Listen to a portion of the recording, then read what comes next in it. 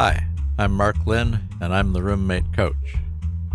This is KZZH 96.7 FM in Eureka, California. This will be episode number 18 of the Roommate Coach, in which I pretty much redefine my role as the roommate coach. I'm also still talking about shared housing, and I'm going to discuss the ways that I believe as the roommate coach I can benefit the various individuals and groups who are involved with shared housing in one form or another. But first, of course, there's the various introductory stuff, such as I said, I'm Mark Lynn, and you can leave feedback for me, the roommate coach, at theroommatecoach.com. There is a contact link on the homepage. You can also check out prior episodes of the show. On the same page, there is a link to, there's a radio entry on the menu, and then at the bottom of the page, there is a graphic with KZZH. If you go to that, click on that, you'll get to a page with prior episodes. You can also leave voicemail feedback 24/7 at area 707-362-8000. That's 707-362-8000. KZZH has been brought to the air here in Humboldt County, California by Access Humboldt. You can reach them at accesshumboldt.net. Oh, and I almost forgot, the motto here at the Roommate Coach is World Peace, one roommate at a time.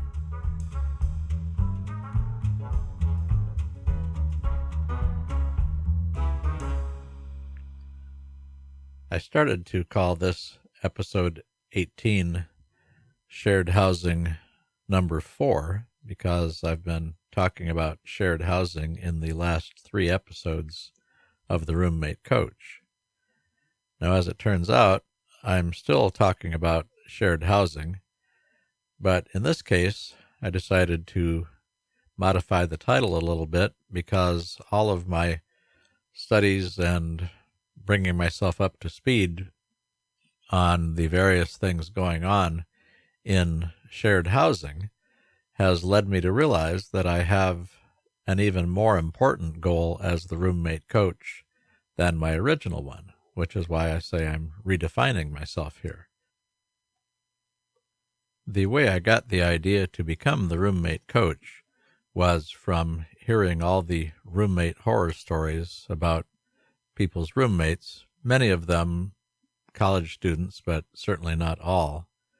I think anyone who has had roommates or knows anyone with roommates is aware that sometimes things don't work out as well as people might like. So helping people figure out ways to minimize some of these problems and to certainly not make them worse, which is unfortunately what happens a lot, was my original goal and still is an important goal of the roommate coach.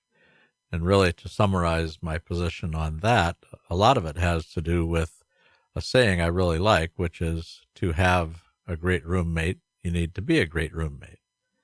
And that's a lot of my thinking in a nutshell, is that people get so preoccupied with what the other person is doing, but you really don't have any control over anyone's behavior but your own.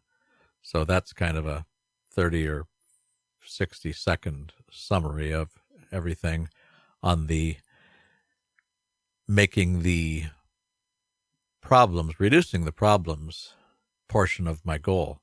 But now I realize I have an even larger goal, and a lot of this reminds me of terms I learned in management courses many years ago as part of my business major. And I may not be quoting these exactly right because it's been a lot of years, but one approach to management is, I think they called it Minimax. It might have been Mini-Min, but it's minimizing problems. Another approach is Maximax, which is maximizing and making the most of resources.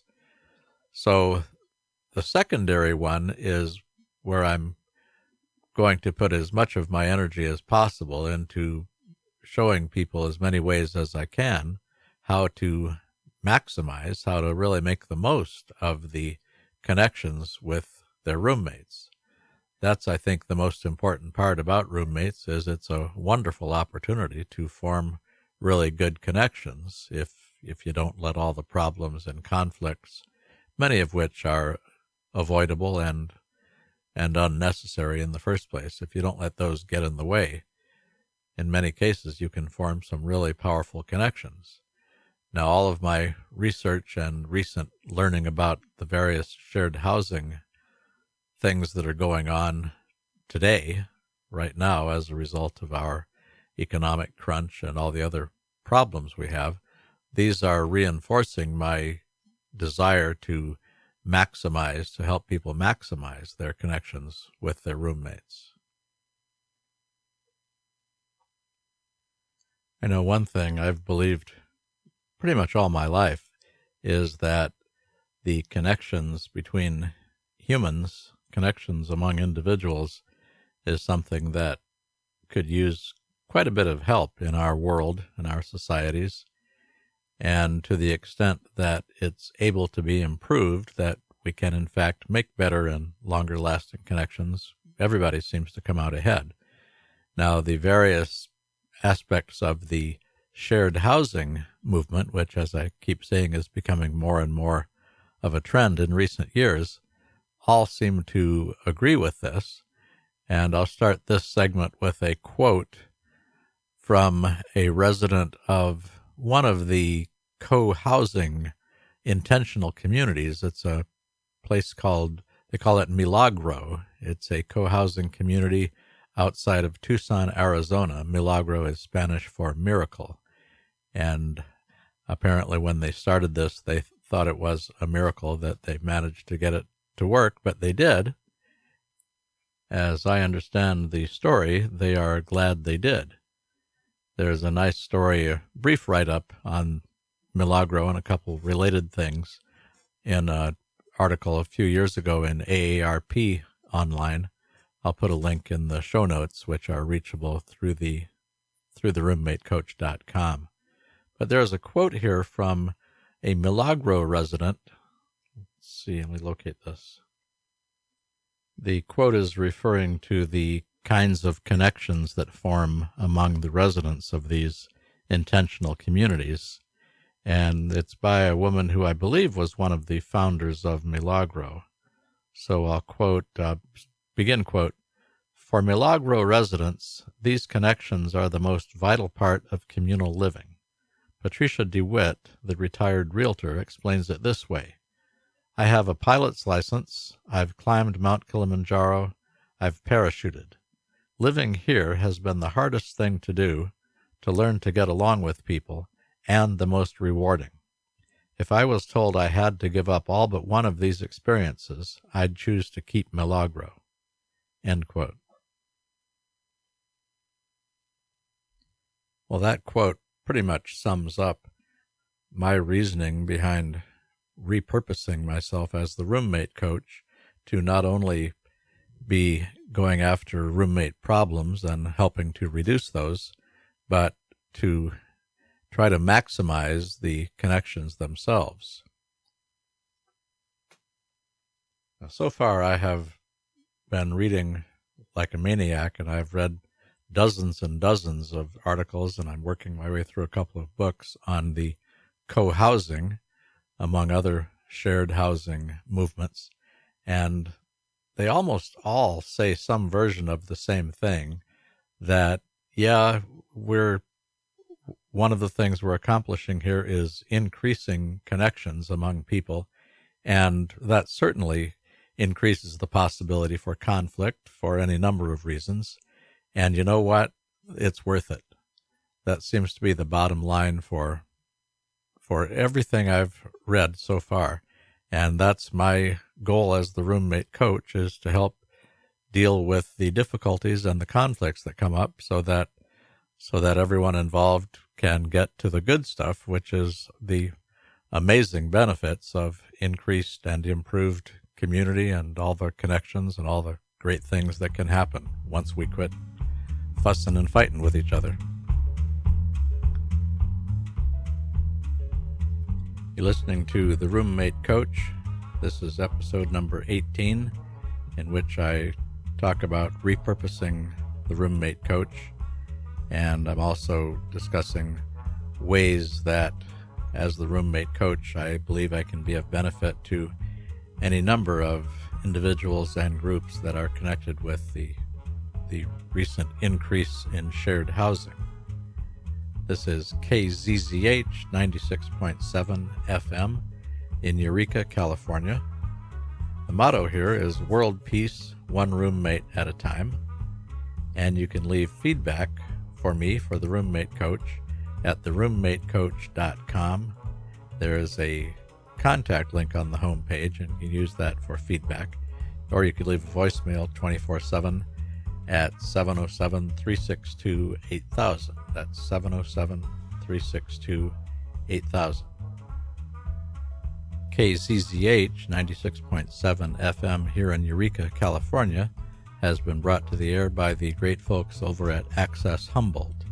You can reach them at accesshumboldt.net.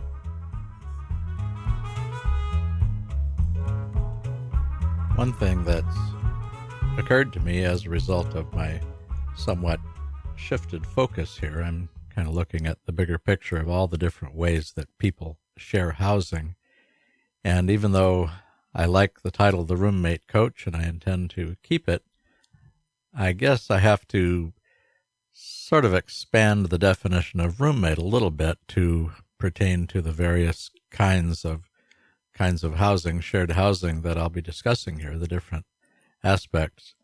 In some of the housing arrangements, roommate isn't exactly accurate as much as perhaps housemate.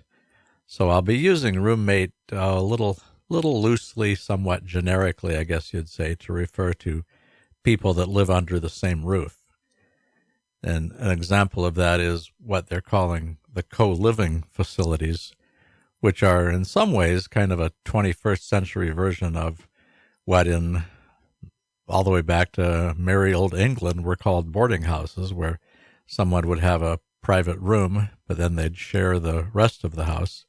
Well, that has been updated and upgraded considerably into co-living. So those folks weren't necessarily roommates per se, they were housemates.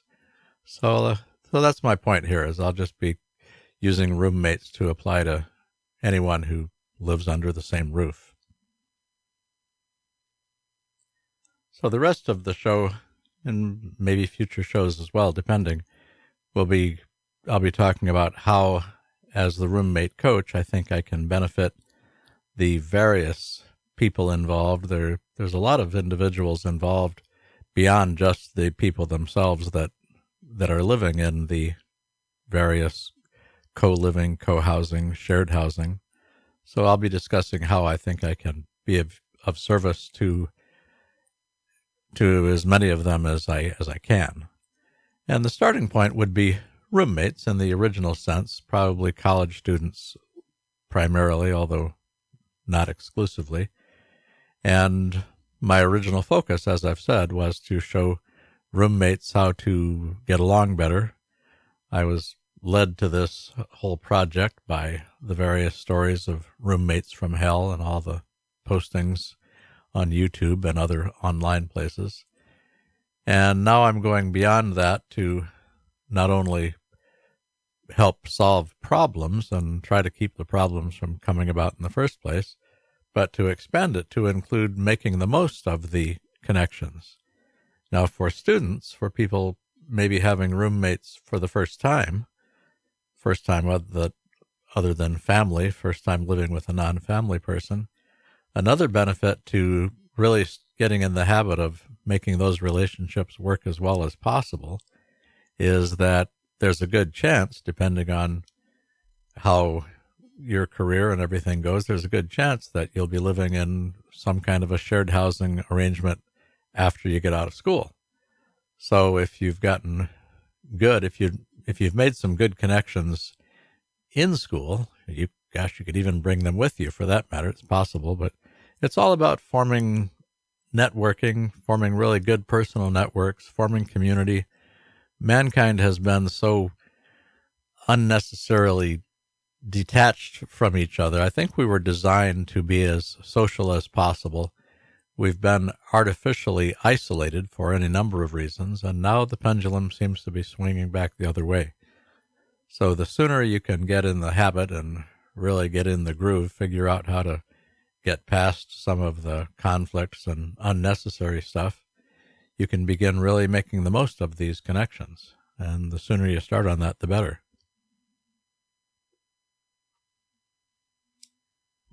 Okay, well, here's another group that I believe I can help.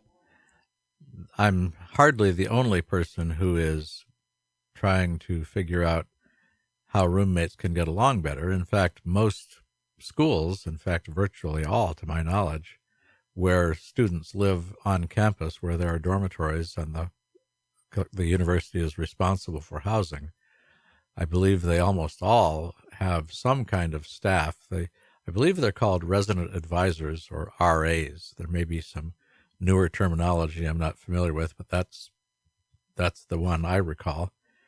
And these, I believe, would generally be students who would have the additional responsibility of helping to maintain some kind of order in the dorm. And when there were conflicts, the RAs would be the first ones in the breach, first ones contacted, I guess you'd say, first one in the line of fire, to do their best to resolve the issue. So I believe I have something to offer these folks as well, at least some of them. I don't know exactly how many of them are extremely familiar with various ways to resolve conflicts and things, but I believe I could give them some additional perspective. The two things that I think I have to offer, the most important thing I have to offer in the subject of resolving conflicts, and this is what I would suggest to someone else in that position, is to start from the premise that the conflict is unnatural. The natural state is for people to get along better because it just works better. It's more efficient. And if you start with that as the natural state, it's a lot more likely that you'll come to a workable solution. So as far as the problem side of the formula is concerned, I would do my best to share my entire perspective, which I've explored in other shows and elsewhere on my website, about how and why roommates are quite capable of getting along well. Having a good roommate requires being a good roommate, taking responsibility, and then insisting on that in return. There's a number of things that just fall into place once you develop that perspective. Now, the other thing that perhaps some of those who are involved with keeping order among roommates would just as I'm talking about, I think it's possible that some of them could encourage strengthening the connections, the positive side of the connection as well as the negative. That does a couple of things. One thing, the more people are aware of just how much is at stake in making the most of their roommate connections, I think they'd be a little more inclined to try a little harder to resolve some of the petty conflicts, and a lot of them really are petty. So again, back to my original statement earlier in the show, minimax and maximax, not only minimizing the problems, but maximizing the potential. Well, if I am able to do that for roommates, then I hope to be able to show others how to do that as well. And the logical others to start with would be those who are already in the line of fire, in the hot seat, and charged with helping these roommates get along. So that's another target for me. Another group I hope to be of some use to is people who are on staff. Like I said, the resident advisors at schools are the main group I'm familiar with. There's actually another version of the same thing in some of the co-living operations. According to their websites, I believe many of them, and maybe most, I don't know yet, I'll find out, they also include somebody who is charged with resolving conflict, someone that the conflicts are going to happen, they're inevitable. So these houses, these co-living houses, generally have someone who has that job as well. So maybe I can share some of my perspectives with them and maybe do some good as well.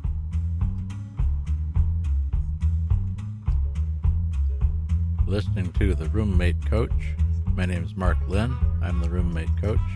This is episode number 18, in which I'm redefining my purpose as the Roommate Coach and also explaining how I believe I can help the various people and groups that are involved in the interesting kinds of shared housing applications and arrangements that are becoming more and more popular in recent years.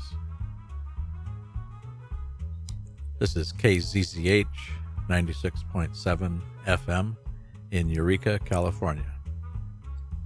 The motto here at the Roommate Coach is World Peace, one roommate at a time.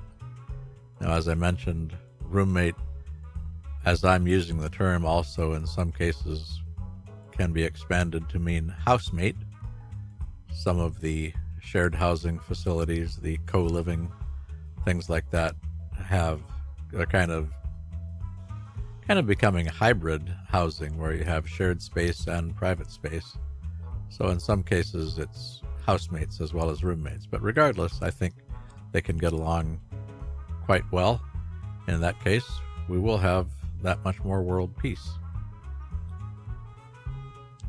You can leave feedback for me at theroommatecoach.com, or you could leave a voicemail 24/7 at 707-362-8000.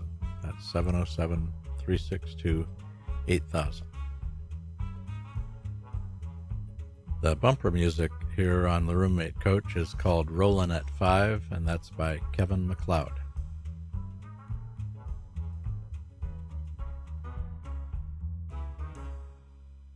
Before the break, I briefly mentioned the co-living industry once again, which is an aspect of this shared housing that I believe I can be quite helpful to.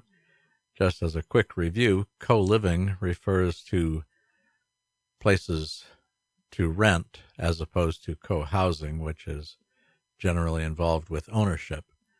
But co-living, a great example is Common.com. Another outfit I'll quote here in a minute is purehouse.org. They're largely targeting big, expensive cities.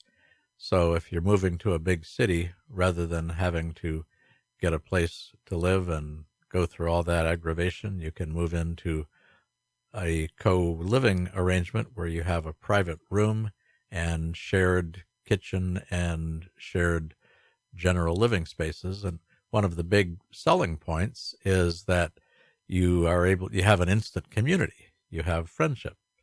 And in some cases, they go even farther and they stress the possibility of forming powerful connections for work and career and things like that. Now, this to me is fascinating. I think it's an excellent idea to the extent that it really works. Now, there is a somewhat of a lengthy quote on the purehouse.org website. I'll quote here because it does an excellent job of describing what I'm saying here about what some of the co-living people are suggesting. So this is a quote from purehouse.org, their lifestyle page. I'll put a link in the show notes on my website on theroommatecoach.com. So here it goes, quote, Purehouse is home to creative geniuses, disruptive innovators, social change agents, transformational activists, design thinkers, radical artists, culinary wizards, mad scientists, and evolutionary entrepreneurs. They converge to share their ideas, manifest their visions, and learn from one another within a collaborative and supportive community. In this beautiful melting pot of innovation, Purehouse plays matchmaker with the intention of serving its members to the highest degree possible. End quote. Now, compared to just moving into an apartment with first and last and a security deposit and winding up with a place to live and not much more, compared to that last quote, again, to the extent that it's realistic. I mean, I know we all face the challenge of separating the reality from the puffery that sometimes creeps into advertising, but I think there's a lot of reality there too. Now, what I would like to offer as the roommate coach is I think almost any shared housing arrangement is capable of creating and fostering some version of what they're offering here. Now, this might be a bit grandiose because they're talking about sounds like a rarefied bunch of near geniuses to start with, but I don't think you have to be a genius or some kind of the next Bill Gates or anything to benefit from a really good personal network and to benefit from really good connections with people around you, especially people you live with, because they're the ones you can get to know. So I would offer my services as the roommate coach to anyone involved in a co-living type operation who wants to figure out how to really maximize the chances of delivering on that promise. I mean, it's a lofty promise, but the fact is that much of the time, I mean, we all tend to fall back into our old ways, and there's nothing wrong with just getting together and going out to a bar or to a movie and all that, and sometimes that's exactly what you want to do, but there are also other kinds of ways to spend your time with your housemates or roommates or people that you know that might increase the chances of forming the kind of connections that might do you some good in your career and other aspects of your life. So that's a really interesting part of the whole operation of the whole shared housing thing to me. I think that's really probably the most important potential, the most important part of the promise, is that when we're able to really communicate with each other and really interact well, as opposed to so much of the nonsense that we see around us every day, literally the sky is the limit. So in this situation here, this is a chance to begin to, like I say, perhaps deliver on that promise. To whatever extent as the roommate coach that I can help, I'm certainly looking forward to it.